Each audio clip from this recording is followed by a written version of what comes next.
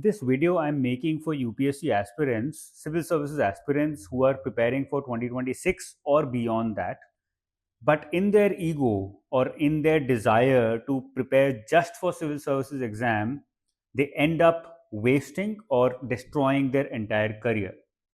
अपना करियर 5 से 10 साल आगे भी पुश कर देते हैं वो इन दिस मिसकंसेप्शन कि अगर मैं सिविल सर्विसेज एग्जाम की तैयारी कर रहा हूँ या कर रही हूँ then I cannot do anything else in life. Or if I'm preparing for this exam and I want to prepare for some other exam also, then I'm already a loser. Or if I'm preparing for civil services exam, then I cannot think about any other exam because it's below my standard. ऐसे कुछ धारणाएं हम बोल सकते हैं या फिर misconceptions बोल सकते हैं. दे आर ऑफन फीडेड और fade into your minds by people around you, and my job, I believe, is to break those misconceptions. One such major misconception is that you're preparing for civil services, that means आप higher studies नहीं कर सकते या फिर आप साथ में कोई और एग्जाम की तैयारी नहीं कर सकते. कर रहे हो then you're already a loser. I want to talk about that and then tell you what all exams can you and should you write simultaneously and how do you do that. उसकी बात हम अलग से करने की सोचेंगे कि अगर if you want to prepare for multiple exams, then how do you do it. Okay, two clarities that I want to talk about before giving you a list of the exams that you can prepare simultaneously if you're preparing for 2026 or beyond that. Number one, अगर plan B मैंने सोच लिया है that means I am already a loser. This is a misconception. It does not mean you are a loser, it means you are smarter than others out there actually, given that you are able to manage it properly. If you are able to manage it properly and if you have that self belief कि मैं ये 2 या 3 exam साथ में prepare कर सकता हूँ, I can juggle between these struggles at the same time, then you're smarter than the other person out there. If you're not able to manage it, then leave it. It's a personal choice, but don't make it on your ego and don't take it on your ego saying कि अगर मैं ये कर रहा हूँ that automatically means that I'm not good enough or I've already lost or I'm a loser in life. There's nothing like that. It's completely a personal journey. उसको personal की तरह लीजिए. If you're able to manage it, do it. If you're not able to manage it, don't do it. But having a plan B, especially in an examination like civil services जहाँ पर success rate 1% से कम है, it makes logical sense. Mathematical, logical, statistical सारे sense वो बनाता है. Clarity number 2, your civil services prep is not affected if you want to manage it. हमारा ये बहुत बड़ा पॉइंट होता है. हमारे पेरेंट्स भी हमको बोलते हैं कि ठीक है तुम्हें सिविल सर्विसेज के साथ फलाना फलाना एग्जाम की तैयारी करनी है, करिए.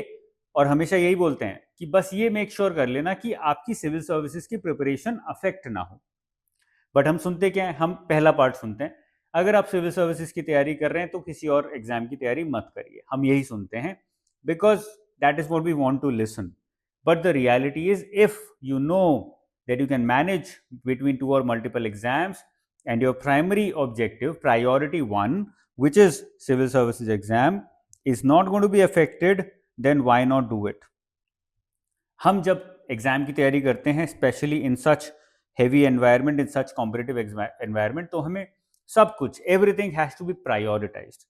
Something is your priority number 1, something is your has to be your priority number 2, something else has to be priority number 3. For example, if you're sitting at home and studying and you're financially well off because of your family, or let's say past में काम किया है, थोड़े बहुत पैसे इकट्ठे करें, then your priority number 1 is preparing for the exam.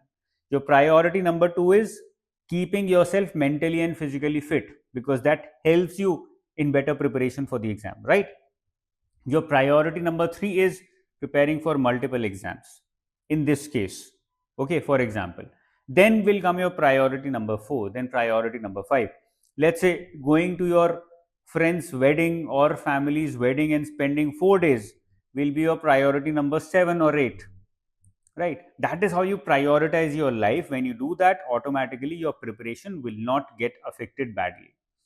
तो ये दो क्लैरिटीज के साथ अब मैं आता हूं कौन कौन से एग्जाम्स आप साइमल्टेनियसली लिख सकते हो अगर if you not aware about these exams. I know there are a lot of students, I meet them regularly in North Campus, Delhi University. A lot of students preparing for civil services are not even aware about these exams. उनको पता ही नहीं है कि ये भी कोई exam होते हैं, उनको आइडिया नहीं है. So this is also an awareness campaign kind of a thing where I want to tell you कि ये सब भी होता है जो आप साथ में कर सकते हो. स्टेट पब्लिक सर्विस कमीशंस, सारे स्टेट पब्लिक सर्विस कमीशंस अपना सिविल सर्विसेज एग्जाम लेके आते हैं, जिसको जैसे यूपी का मैं एग्जांपल लूं बिकॉज मैं यूपी से हूं, तो Uttar Pradesh public service commission वो अपना एक एग्जाम लेके आएगा, जैसे कि सेंट्रल लेवल पे यूनियन पब्लिक सर्विस कमीशन लेके आता है. ऐसे ही हर स्टेट का एक एग्जाम होता है जहां पे स्टेट की लर्निंग को थोड़ी वैल्यू दी जाती है. तो आपका काम है कि अपनी स्टेट आइडेंटिफाई करना और उसके एग्जाम की फ्रीक्वेंसी देखना और नेक्स्ट नोटिफिकेशन कब आने वाला है वो करना. ये क्यों इंपॉर्टेंट है? ये इसलिए इंपॉर्टेंट है क्योंकि majority of the syllabus that you are reading for civil services is going to be asked just like that. थाली पे रखा हुआ आपको पूछा जाएगा उन स्टेट एग्जाम्स में भी, और आपको बहुत थोड़ा सा अलग से पढ़ना पड़ेगा. तो it makes sense to spend about a month on those exams, give all that you have.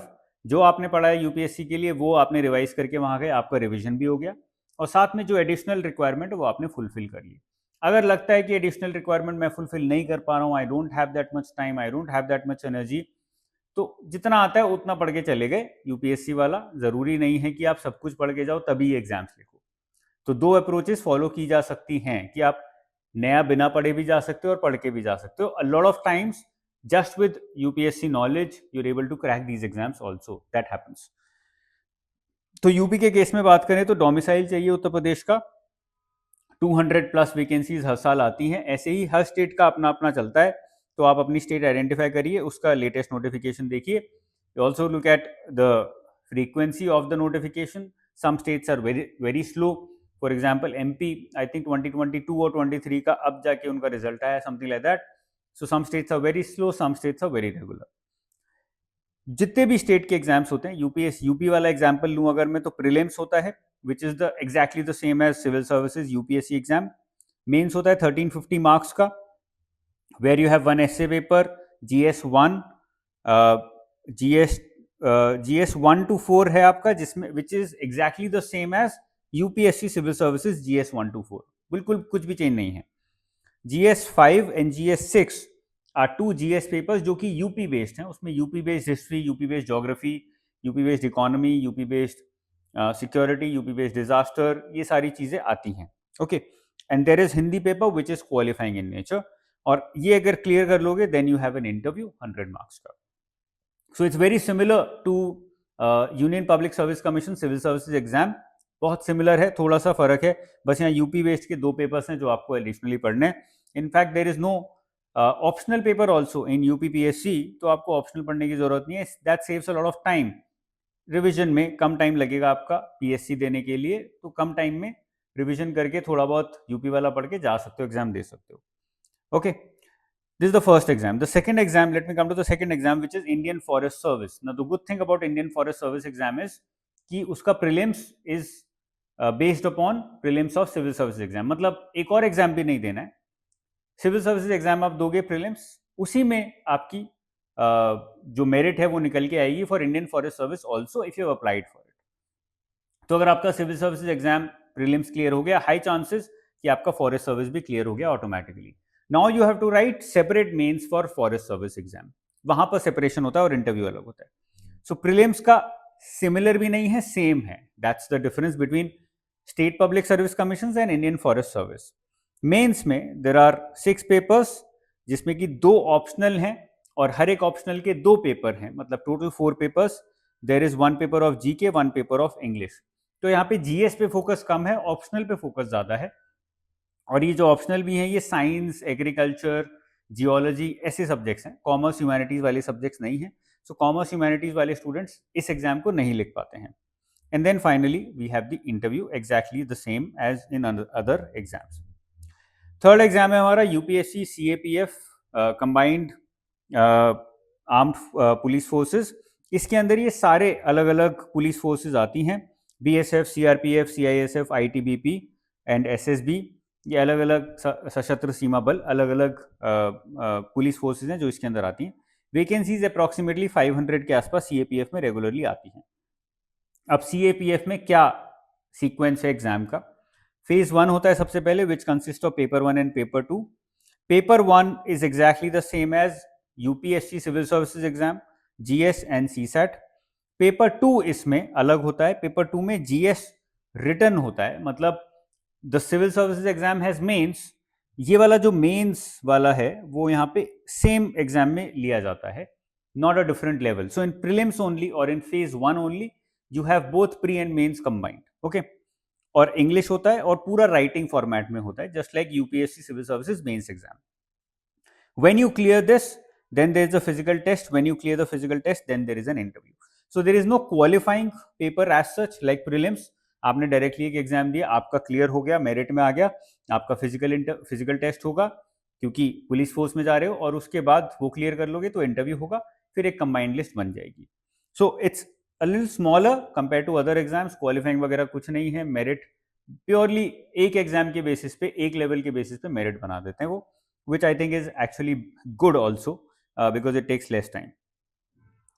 फिर आते हैं हमारे दो major exams, RBI, reserve bank of India and NABARD exams. अब ये दोनों ही एग्जाम्स जो हैं 3 फेजेस में होते हैं, just like civil services exam. Phase 1 is prelims, prelims में you have quant reasoning English which is the same as UPSC but level थोड़ा हाई होता है। GK which is not the kind of GK और general studies that you read in UPSC, उसका current affairs मान लीजिए कि UPSC का current affairs जो आप विजन इनसाइट वगैरह से पढ़ते हो मैगजीन से, वो वाला जीके यहाँ पर पूछा जाता है। सो जनरल अवेयरनेस हम बोल सकते हैं rather than general studies, general awareness पे यहाँ पे फोकस होता है। फेज 2 में there are 3 subjects, finance, management and economy. इनके 2 पेपर होते हैं, इकोनॉमी का एक पेपर है, फाइनेंस मैनेजमेंट का एक कंबाइंड पेपर है, and then there is a paper of English जिसमें एस्से राइटिंग हमारी होती है। फेज 2 में भी there is a lot of weightage on general awareness, तो ये सब जो सब्जेक्ट्स हैं इनसे रिलेटेड जो भी करंट अफेयर्स चल रहा है वो भी मर्ज किया जाता है यहाँ पर। And finally we have phase 3 which is the interview stage, which is exactly the same as UPSC and other exams interviews. NABARD में the only difference is in phase 2 you do not have finance and management, you have economy, but with economy you have agriculture and rural development, ARD हम इसको बोलते हैं, that is an addition. A lot of this agriculture and rural development you study in civil services preparation also. थोड़ा कुछ technical होता है जो आपको 10-15 दिन अलग से पढ़ना पड़ेगा for NABARD examination. NABARD is a good body and a good examination because competition काफ़ी कम रहता है NABARD में, because lot of people don't feel कि हम NABARD में जाएंगे तो रूरल एरियाज में काम करना पड़ेगा, ऐसा नहीं है। Majority of your life will be spent in urban areas only, और लोगों को लगता है हम NABARD जैसी छोटी कंपनी में, छोटी ऑर्गेनाइजेशन में काम नहीं करेंगे। It's a fairly good organisation, development के लिए काफ़ी काम करती है, तो अगर आपका एक्चुअल रोल डेवलपमेंट है हमारे देश का, then it's a very good organisation, you should think about it. RBI NABARD के बाद we have SEBI also which comes out with notification regularly, financial organisation है, regulatory body, but it comes with its notification once in every 2 years. So it came out with 2024, so now we are expecting कि 2026 में आएगा. They might come out in 2025, but nobody knows, अभी तक कोई notification या information नहीं है। So I have not mentioned that because it's not very regular, once in 2 years it happens, but that is also a good examination that you can write, especially if you are from commerce background, okay. Another exam which can be written along with civil services is IBPS and SBI PO. You might not be very excited to work in these organizations, but it's a good backup. So I think just for the sake of writing the exams, you should go and write these exams also. जो phase 1 है हमारा RBI NABARD का, which is quant reasoning English and general awareness, and the CSAT paper of UPSC civil services, they're exactly the same. बस level का ऊपर नीचे फर्क हो जाता है और कोई फर्क नहीं होता है। कॉन्सेप्चुअल क्लैरिटी आपको वही सेम सारे टॉपिक्स क्वांट और रीजनिंग वाले यहाँ पर पढ़ने होते हैं। सो IBPS PO, SBI PO दोनों ही एग्जाम्स में you just writing in multiple phases, the exams is held in multiple phases, but सारे ही फेजेस में आपसे quant, reasoning, English, general awareness यही चीजें पूछ रहे हैं, थोड़ा बहुत कंप्यूटर्स पूछ लेते हैं, दैट्स ऑल, और कोई डिफरेंस नहीं है। और इन सब एग्जाम्स को देते हो तो आपका quant, reasoning, English automatically strong होता है। It helps you in CSAT paper of civil services exam, because वहां पर बहुत सारे स्टूडेंट्स लुढ़कते हैं क्योंकि ढंग से पढ़ के नहीं जाते, ढंग से प्रैक्टिस नहीं करते, उनके 33% मार्क्स भी नहीं आते हैं वहां पे। एक्चुअली वो पेपर काफी डिफिकल्ट होने लगा है, ठीक है। So this is my understanding of different exams that you can and you should simultaneously think of if you're an aspirant thinking of preparing or have already started preparing for civil services 2026 or 2027. तो ये चीज़ों को ध्यान में रखिए. Don't be fooled by lot of people who will tell you कि नहीं तुम तो सिविल सर्विसेज के लिए ही बने हो, और कोई एग्जाम लिखोगे तो फोकस आधा हो जाएगा, डिवाइड हो जाएगा. Don't do that to yourself. वो सब बेकार की बातें हैं. Try it for yourself. If you are able to manage it, do it. If you are not able to manage it, then you can leave it and you can be like, now I know I can focus only on civil services exam because मुझसे और exams manage नहीं हो पा रहे हैं. Then that is a good reason कि यार मैंने ट्राई किया और मुझसे नहीं हुआ. औरों पे रिलाई करके वो छोड़ देना, that would be foolishness. Okay, so this is all from my side. If you want me to talk about something specially related to civil services exam, put it down in the comment section below. मैं try करूँगा कि मैं आपकी query resolve कर सकूँ. I can talk about that, whatever your issues might be, that can help you prepare better, prepare smarter for the upcoming exam. I'll see you very soon. All the best. Bye bye. Jai Hind.